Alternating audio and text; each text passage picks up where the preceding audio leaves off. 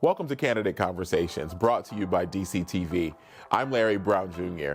Today I'll be talking to your candidates for delegate to the House of Representatives, mayor, chair of the DC City Council, and at-large Ward 3 and Ward 5 council members.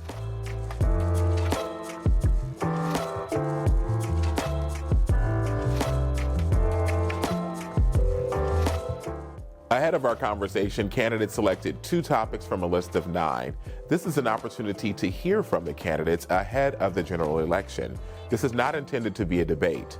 Candidates have an opportunity to respond for up to 2 minutes, uninterrupted, and they will not be allowed to interrupt other candidates during their response. All right, welcome to Candidate Conversations, where our candidates are here to discuss their platforms here at DCTV. I'm joined by 3 gentlemen who are running for chairman of the City Council, and we will start with introductions, let them introduce themselves, and then we'll hop into our conversation. Chairman? Good morning. Good morning. I'm Phil Mendelson, and I've been chair of the council for about 10 years, running for re-election. I have a lot of experience with managing the legislative branch, which is an important part of the job. It's different than just being a council member. I was first elected to the council after having been a community activist and an ANC commissioner for 20 years, so I have a lot of grassroots in my roots. And I care very much about the city and trying to improve it and see if we can't overcome a lot of the problems with social justice that we have. Thank you. My name is Nate Derringe. I am the Republican nominee for chairman of DC Council. One of the reasons I'm running is that taxes on my house have just gone up and up and up, and DC just has more and more programs that, by DC's own admission from auditor reports, aren't effective at all. And so those are the big reasons I'm running. Thank you, Nate. Darryl? Hi, I'm Darryl Moak. I'm the chair of the DC Statehood Green Party, and I'm also the candidate running for chair of the council. And you know, one of the reasons for running in this particular election is to continue to advance the voices of the people who are the most marginalized and most left out in decisions that are going on. I do believe that the effective management of the legislative branch is important, but I also think it's about leadership, and it's also about change. We have not had the kind of changes that we need for decades, and so it may just be time for new voices to build on the legacy of the chairman and others that have done work along the way, but it may be time now to move to some new voices, new energy, and new perspectives, and so that's why we're running. Thank you for that. Let's jump into today's discussion. Chairman Mendelson, what would you say is the #1 problem facing DC right now, and how do you plan to solve that? Well, I don't think there's a #1. I think there's several #1 problems. Affordable housing. Affordability is a big problem across the city. We are struggling to try to get more affordable housing stock. We also are struggling to preserve the existing affordable housing that we have. I've long been a supporter of getting more dollars into the production of affordable housing and trying different strategies, working with nonprofit providers. But other important issues are public safety. It's top of mind for a lot of folks. And even though the most recent figures suggest that crime is not continuing to increase, the fact is it's still higher than it was several years ago, and the fact is that too many people are feeling unsafe in their neighborhoods, and we've got to turn the corner on that. One of the initiatives that I pushed most recently was to improve police accountability, legislation that would establish a new deputy auditor for public safety. It's also my legislation that prohibits the bargaining over the disciplinary process as part of the collective bargaining. This has been a problem across the country. I would say those are the top 2 issues, but I'm also very much concerned about public education, and that we need to improve and look for ways, new strategies to improve the outcomes of our kids in school, because in the long term, that's a problem. Nate? Like the chairman said, I don't think it'd be very difficult to pick just a single problem. And I think we see a lot of the issues that are raised are symptoms of problems. I think there's not very strong families in DC, and I think that's more of a root cause for a lot of the crime with juvenile delinquents that we have. But I would like to talk about the housing issue. The government regrettably has their fingers in so much of the housing stock. We have the Housing Production Trust Fund, and there's over 20 different programs that try to make housing more affordable, but really these programs are mismanaged, and I think if we had more of a free market approach, housing would be way more affordable. For example, HUD released a report earlier this month that is rather scathing. It talks about how DC's Housing Authority has a bunch of managers who are paid way more than their counterparts in other cities. And also the vacancy rate in a lot of public housing has continued to increase from it was 91% occupied to 70% occupied. And it's a loss of like $10 million to $13 million. So there's a lot of housing stock that's available. I see a lot of abandoned houses, and I think we should divest of public housing and allow our TOPA laws to allow people to own homes. That's a great way to transfer wealth from DC government to the people. And so when it comes to housing, it's a big issue, and all of our programs, in my opinion, are making it worse by decreasing the supply. Thank you. Darryl. Yeah, it sounds like we're going to have some similar agreements, and that it's hard to pick just one thing. But I think it's going to be the approach that makes the difference. I agree that housing is one of the most dire needs that we have to deal with in the district right now.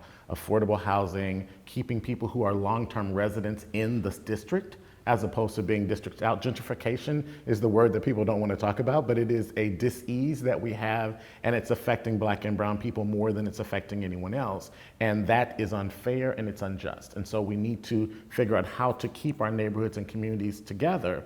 That also leads to the issues of public safety. It leads to the issue of policing, and how are we going to actually engage the police in community so that it becomes an opportunity for people to feel safe in the district, but also to feel like they can be protected, and that the protectors are not the oppressors also, right? So that there are ways to do that. I think that when we start looking at other disparities, the health disparities in the district are still continuing to grow, and that with the greatest, I believe, one of the greatest Medicaid programs in the nation, we still have health disparities. We still have people east of the river and other places that don't have good health care, don't have access, aren't getting good health care. We need more hospitals across the district. We allowed some of that to happen over the last decade and a half or so, where our hospitals were closed down and medical facilities were not available. Now we're beginning to see the long-term problems and impact of that. And so these are issues, along with, for me, one of the big things is getting the school board back to being the school board and removing the mayoral control over the school system and allowing the school board to do what it's supposed to do, so that we can look across the nation to find the best tools, the best resources, and attract the best talent. Thank you so much. Nate, I want to turn back to you.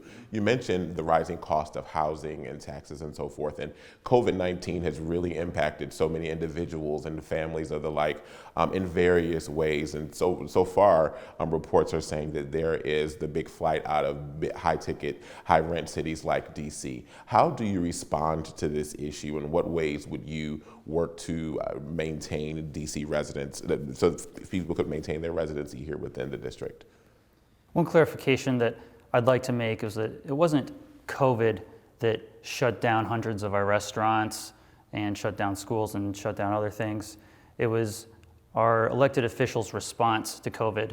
Johns Hopkins University released a report talking about how lockdowns did not help a lot of cities when it comes to saving people from transmission or saving people from death. Like shutting down our businesses and schools was not the right answer, according to Johns Hopkins University. In regards to DC getting smaller, we're no longer, we have fewer than 700,000 residents here, and I think that's people voting with their feet. Pre-COVID, DC was a much better place for us to live, and the quality of life just went down when there's less music, fewer restaurants, and so I think that's why a lot of people are leaving.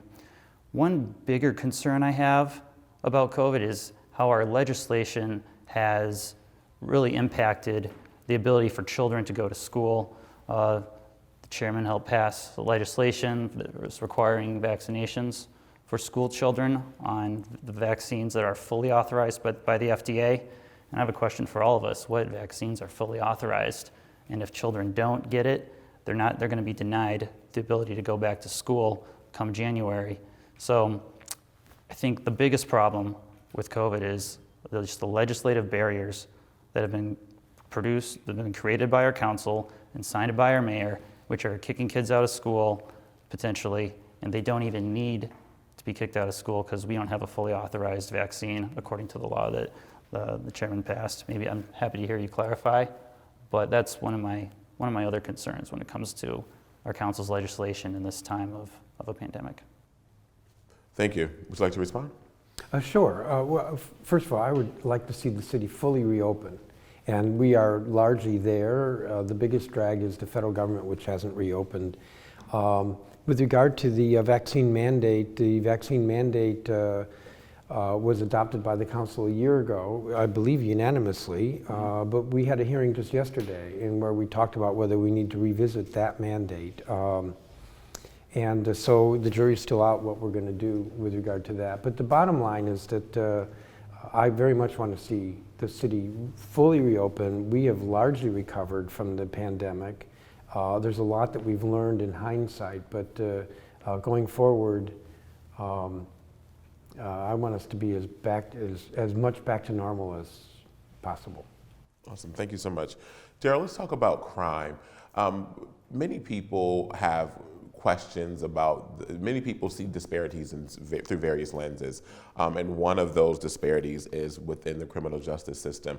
How do you recommend, or in what way do you think district residents should begin holding their elected officials accountable to create these kind of systems of accountability across the landscape? One of the ways to hold people accountable is to pay attention to what they're doing. What is the legislation that they're passing? What are they recommending? And finding out whether or not they're actually engaging with community in coming up with that legislation. If you want to know what the people want, you have to talk to them and listen to them. And in a way that isn't just, oh, we did this perform a thing, we set out a date, it's on our calendar, we listened, and the people that showed up. And if they didn't, they didn't. But we did our due diligence and made it possible, right? That's not really engaging community. That's just doing something to say that you did it. So I think one of the ways is to really take the time to really listen, to get into communities and to share time with them, the way that candidates will do when they're running for office. Sometimes they have house parties and other things that they're doing. So why are we not doing that when it comes to legislation? But more specifically, looking at, there are places around the country and even around the world that are doing policing and managing crime better than we are. And so it's a matter of looking, where is it working in other places? What are the things that may work a little bit better that we could tweak that work for us? And so I think it's a matter of looking at what's going to work for us in a much better way. I do appreciate what Chairman mentioned earlier about the changes in looking at some of the bargaining and the conversations around what happens with our police, our law enforcement. I think that's critical to do, but I think we have to do that in the context of what is community saying their concerns are. Where are they feeling unsafe by the people that are supposed to be making communities safe for them, right? So if there's a discrepancy there, we really have to address that so that people, because it doesn't matter what we do legislatively, if the people are feeling unsafe, they're going to continue to act in a way that produces unsafe activities. We do know by research that just the presence of police suggests violence, and it creates an opportunity for people to react with violence, even though their presence is not supposed to produce that. So we know that it's a counterproductive activity that happens, so we have to change how we see the police and how we're engaging with our law enforcement. Thanks for that. Chairman Mendelson, in your platform, you say that you want to shrink the achievement, racial, and socioeconomic achievement gap in DC. How will you measure your initiatives and their effectiveness if elected again, based on all of the work that you've done so far? Well, I touched on this earlier. I think education is one of the biggest issues that we need to deal with in the city. And it's interesting because it's not as important to residents, according to polling this year, as it was a few years ago. Crime and affordable housing rank higher. But I think it has long-term benefits, and I think it's also a duty of government to provide public education, to provide quality education. So we offer public education. We actually require it for students under 16 or 18. But we're not doing as good a job as we should. How would I measure improvement? I would have measured primarily through test scores, even though I think that doesn't tell the entire picture. But there's some things that we're not doing that we need to do better. For instance, teacher turnover is way too high. It's above the national average. And we shouldn't even, the goal shouldn't be the national average. It should be much less. We want stability in our schools and in our teachers. We have a lot of very good teachers, but they're turning over. Principal stability, ending the principal turnover. There were close to 24 new principals this year, and there were close to 24 last year. And if you add it up over the years, it's huge churning, and that's not good. A neighborhood school is a school where you know the principal, the teachers, they've been there forever. You really like them, and they're good, and it's a community. That's not what we have with the amount of turnover we have. There needs to be more focus on literacy. There's been a lot of talk about having high dosage tutoring. In fact, the dollars that were available a couple years ago didn't become available until this year. There needs to be much more focus on this. I had a hearing on dyslexia, and DCPS came in and said, we got it. We understand how to identify kids with dyslexia, and then all the witnesses, some teachers and a lot of parents, they don't have it. They don't get it. That they're not identifying, the teachers aren't trained to recognize, and there aren't enough teachers who are trained in the skills of how to teach reading with kids who have dyslexia or other reading disorders. That's roughly 1/5 of the kids. But there are other strategies that need to just focus on, I know I'm kind of like jumping quickly here, but recently I was talking with some teachers at a middle school who said, we can't hold back a kid, because you can't read, until they're like 16 years old in the 7th grade.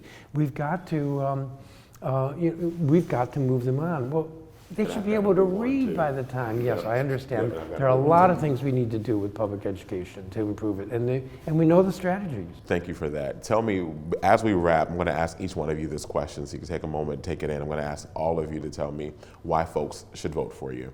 And I will kick it off with you, Chairman, and we'll go down the line. Why should folks vote for you? Well, there's several reasons. One is that I am good on progressive values, and I am successful in getting legislation like universal paid leave through the council, or most recently like baby bonds, which is a way of trying to get wealth for the kids born in poverty. My values are right. I'm good at getting legislation, complicated legislation through, but also, Chairman, unlike the other positions, is a leadership position. I have the experience. I know how to lead the legislative branch, and I know how, as a legislative leader, to stand up to the executive branch to make sure we have the right checks and balances. Nate? Well, I think the chairman has done a great job of managing the council, putting Councilmember Silverman in her place when she's being annoying, and also just running the meetings in a fair way.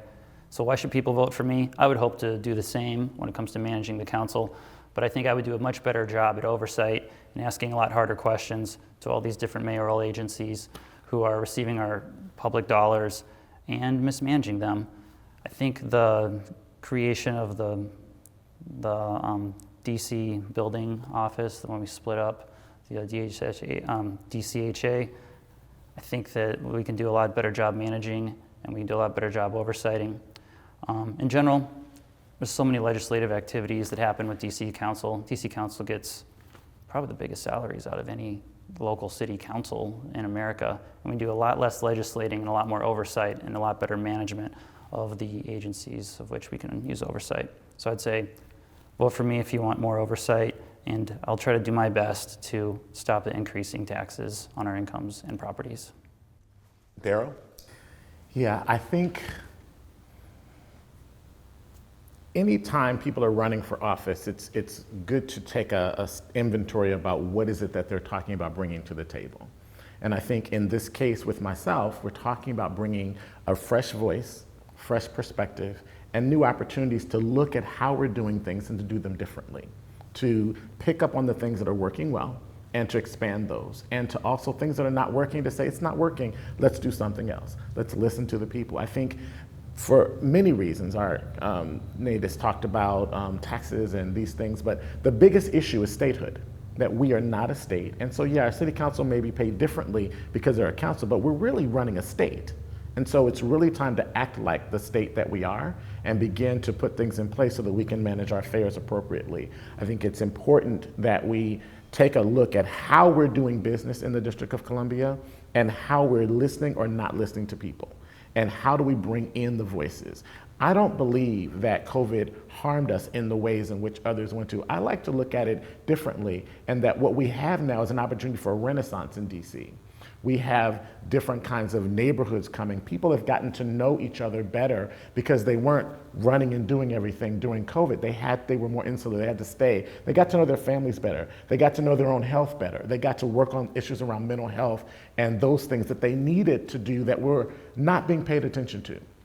So we have an opportunity for communities now to begin coming together more, to be stronger neighborhoods, stronger communities, stronger areas across the District of Columbia, ways to keep the district residents in the district, ways to make sure that we are not outpricing ourselves from being able to stay in the district and to keep the district the diverse community that it has been for such a long time that begins to look like it's being whitewashed. And so we have to be honest about what's happening in the district and how we can be strategic in managing both the infrastructure and the cultural renaissance that makes DC strong and makes DC what it is. We should be leading in this nation in areas of crime and healthcare and education and housing. We should lead and not follow.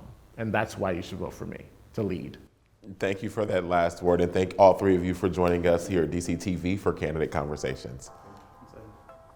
Thank you to all of our candidates for joining us for these conversations. Early voting is already underway, and in-person voting takes place November 8th. Don't forget to cast your ballot for this year's general election. For everyone here at Candidate Conversations and at DC TV, I'm Larry Brown Jr. We'll see you next time.